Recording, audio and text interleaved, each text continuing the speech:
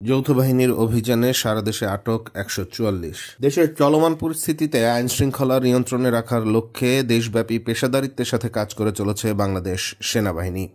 এরই ধারাবাহিকতায় গত ৯ অক্টোবর ২০২৫ থেকে ১৬ অক্টোবর ২০২৫ তারিখ পর্যন্ত বাংলাদেশ সেনাবাহিনীর বিভিন্ন পদাতিক ডিভিশন ও স্বতন্ত্র ব্রিগেডের অধীনস্থ ইউনিটসমূহ কর্তৃক অন্যান্য আইন শৃঙ্খলা রক্ষাকারী বাহিনীর সমন্বয়ে রাজধানী সহ দেশের বিভিন্ন এলাকায় বেশ কিছু যৌথ অভিযান পরিচালনা করা হয়। এই সকল যৌথ অভিযানে অবৈধ অস্ত্রধারী, মাদক ব্যবসায়ী, জুলাই গণ অভ্যুত্থান মামলার আসামি এবং মাদকাসক্ত সহ মোট ১৪৪ জন অপরাধীকে হাতে নাতে গ্রেফতার করা হয়। গ্রেফতারকৃত অপরাধীদের কাছ থেকে ১৩টি অবৈধ আগ্নেয়াস্ত্র, ২টি টিয়ারশেল, ২টি কার্তুজ, ৬টি হাতবোমা, ১৩টি ককটেল, ১৩ রাউন্ড বিভিন্ন ধরনের গোলাবারুদ, দেশি বিদেশি মাদকদ্রব্য, দেশি বিদেশি ধারালো অস্ত্র, অবৈধ কারেন্ট জাল, নগদ অর্থ ও মোবাইল ফোন সহ বিভিন্ন চোরাই মালামাল উদ্ধার করা হয়। আটককৃতদের প্রয়োজনীয় জিজ্ঞাসাবাদ ও আইনি কার্যক্রম সম্পন্নের জন্য সংশ্লিষ্ট এলাকার থানায় হস্তান্তর করা হয়েছে।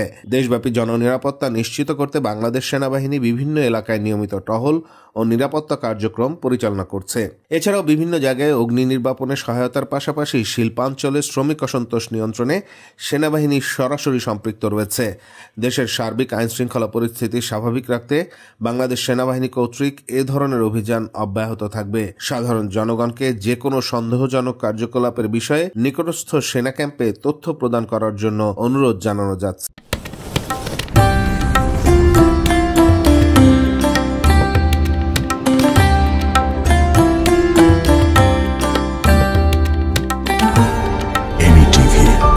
স্বাধীন বাংলার স্বাধীন কণ্ঠ।